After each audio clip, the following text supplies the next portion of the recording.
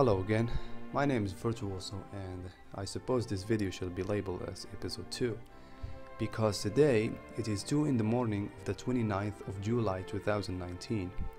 Our second short story is called A Very Old Man with Enormous Wings.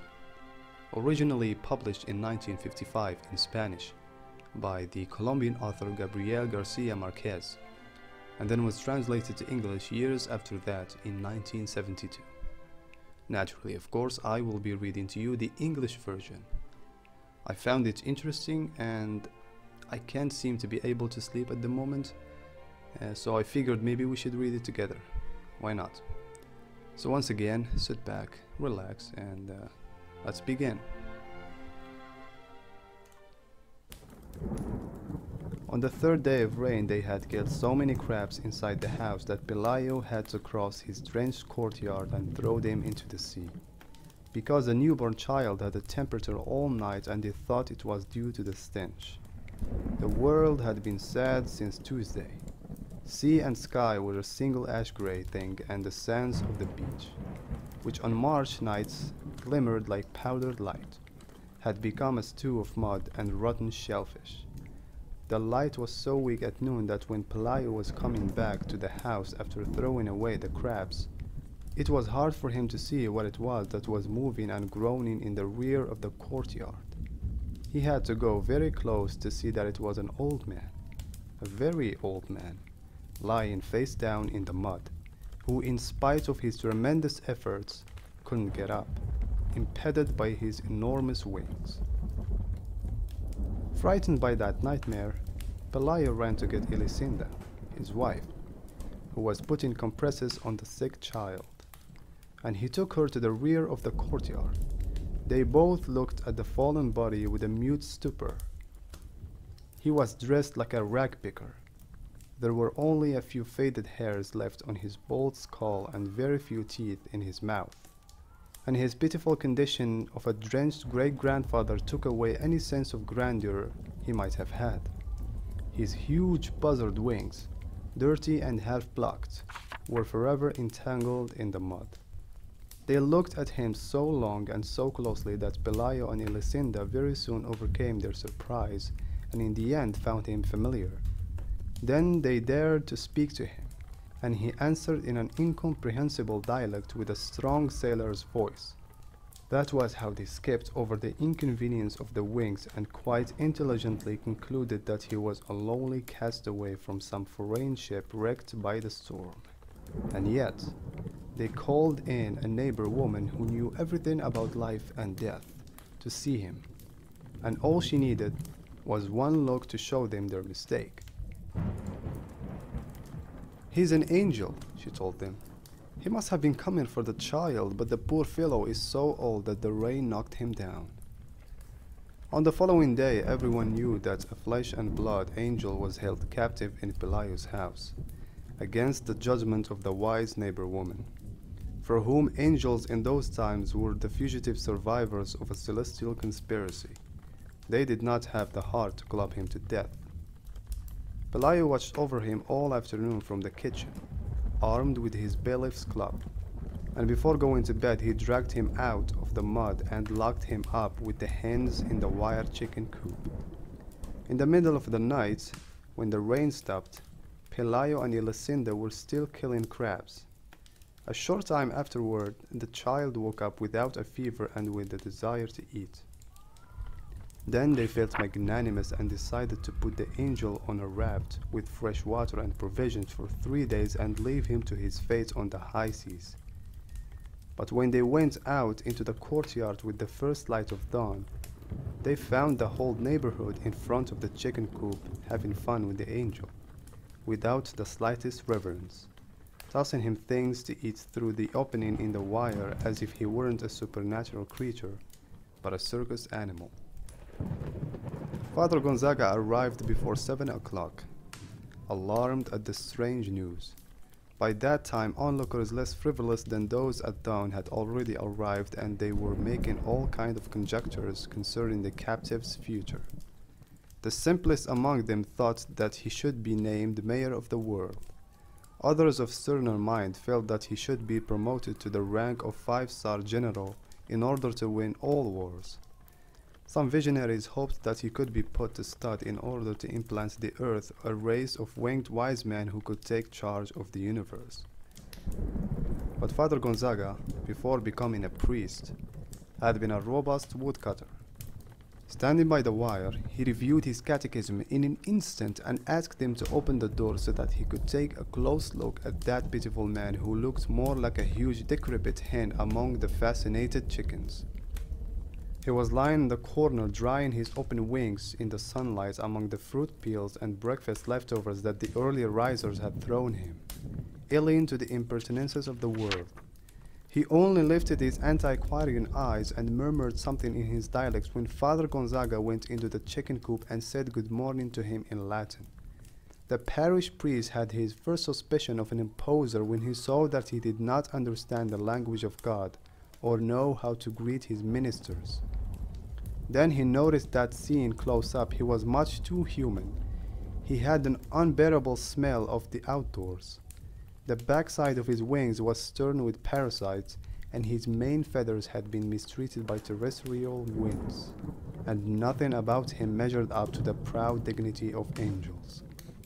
Then he came out of the chicken coop, and in a brief sermon warned the curious against the risks of being ingenious. He reminded them that the devil had the bad habit of making use of carnival tricks in order to confuse the unwary. He argued that if wings were not the essential element in determining the difference between a hawk and an airplane, they were even less so in the recognition of angels. Nevertheless, he promised to write a letter to his bishop so that the latter would write his primate so that the latter would write to the supreme pontiff in order to get the final verdict from the highest courts.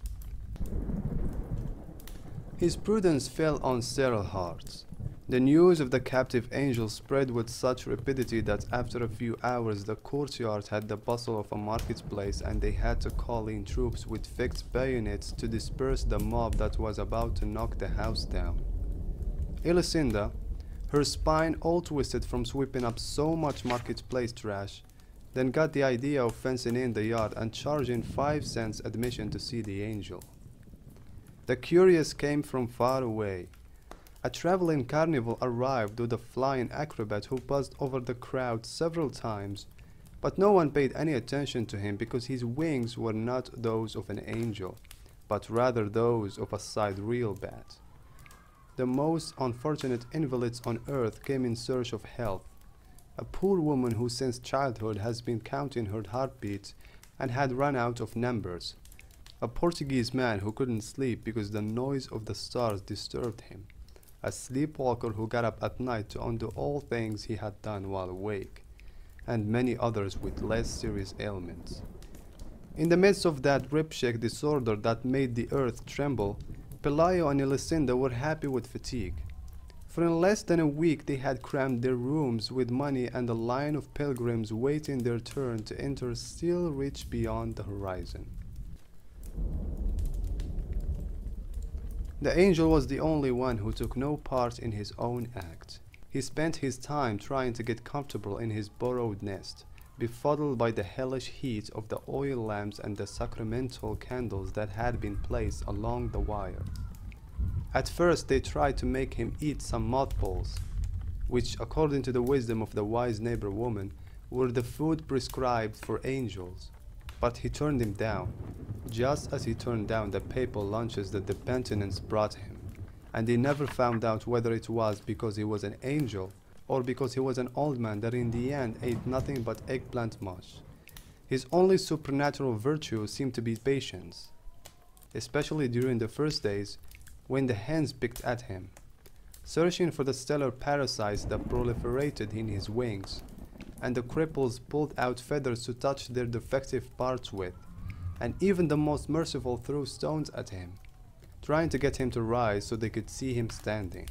The only time they succeeded in arousing him was when they burned his side with an iron for branding steers, for he had been motionless for so many hours that they thought he was dead. He awoke with a start, ranting in his hermetic language and with tears in his eyes.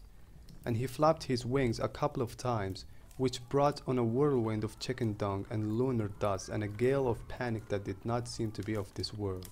Although many thought that his reaction had not been one of rage but of pain, from then on they were careful not to annoy him, because the majority understood that his passivity was not that of a hero taking his ease, but that of a cataclysm in repose. Father Gonzaga held back the crowd's frivolity with formulas of maidservants' inspiration while awaiting the arrival of a final judgment on the nature of the captive. But the mail from Rome showed no sense of urgency. They spent their time finding out if the prisoner had a navel, if his dialect had any connection with Aramaic, how many times he could fit on the head of a pin, or whether he wasn't just a Norwegian with wings. Those meager letters might have come and gone until the end of time if a providential event had not put an end to the priest's revelations. It so happened that during those days, among so many other carnival attractions, there arrived in the town the traveling show of the woman who had been changed into a spider for having disobeyed her parents. The admission to see her was not only less than the admission to see the angel, but people were permitted to ask her all manner of questions about her absurd state and to examine her up and down, so that no one would ever doubt the truth of her horror. She was a frightful tarantula the size of a ram and with the head of a sad maiden. What was most heartrending, however, was not her outlandish shape, but the sincere affliction with which she recounted the details of her misfortune. While still practically a child, she had sneaked out of her parents' house to go to a dance, and while she was coming back through the woods after having danced all night without permission, a fearful thunderclap rent the sky in two, and through the crack came the lightning bolt of brimstone that changed her into a spider. Her only nourishment came from the meatballs that charitable souls chose to toss into her mouth. A spectacle like that, full of so much human truth and with such a fearful lesson, was bound to defeat without even trying that of a haughty angel who scarcely deigned to look at mortals. Besides, the few miracles attributed to the angel showed a certain mental disorder, like the blind man who didn't recover his sight but grew 3 new teeth, or the paralytic who didn't get to walk but almost won the lottery, and the leper whose sores sprouted sunflowers. Those consolation miracles, which were more like mocking fun, had already ruined the angel's reputation when the woman who had been changed into a spider finally crushed him completely. That was how Father Gonzaga was cured forever of his insomnia, and Pelayo's courtyard went back to being as empty as during the time it had rained for 3 days and crabs walked through the bedrooms. The owners of the house had no reason to lament. With the money they saved, they built a 2-story mansion with balconies and gardens and high netting so that crabs wouldn't get in during the winter, and with iron bars on the windows so that angels wouldn't get in. Pelayo also set up a rabbit warren close to town and gave up his job as a bailiff for good. And Elisinda brought some satin pumps with high heels and many dresses of iridescent silk, the kind worn on Sunday by the most desirable women in those times. The chicken coop was the only thing that didn't receive any attention. If they washed it down with creolin and burnt tears of Maya inside it every so often, it was not in homage to the angel but to drive away the dung heap stench that still hung everywhere like a ghost and was turning the new house into an old one. At first, when the child learned to walk, they were careful that he not get too close to the chicken coop, but then they began to lose their fears and got used to the smell, and before their child got his second teeth he'd begun inside the chicken coop to play, where the wires were falling apart. The angel was no less standoffish with him than with the other mortals, but he tolerated the most ingenious infamies with the patience of a dog who had no illusions. They both came down with the chicken pox at the same time. The doctor who took care of the child couldn't resist the temptation to listen to the angel's heart, and he found so many whistling in the heart and so many sounds in his kidneys that it seemed impossible for him to be alive. What surprised him most, however, was the logic of his wings. They seemed so natural on that completely human organism that he couldn't understand why other men didn't have them too. When the child began school, it had been some time since the sun and rain had caused the collapse of the chicken coop. The angel went dragging himself about here and there like a stray dying man. They would drive him out of the bedroom with a broom and a moment later find him in the kitchen. He seemed to be in so many places at the same time that they grew to think he'd be duplicated, that he was reproducing himself all through the house. And the exasperated and unhinged Elisenda shouted that it was awful living in that hell full of angels. He could scarcely eat, and his antiquarian eyes had also become so foggy that he went about pumping into posts. All he had left were the bare cannulae of his last feathers. Pelayo threw a blanket over him and extended him the charity of letting him sleep in the shed. And only then did they notice that he had a temperature at night, and was delirious with the tongue twisters of an old Norwegian. That was one of the few times they became alarmed, for they thought he was going to die, and not even the wise neighbor woman had been able to tell them what to do with dead angels.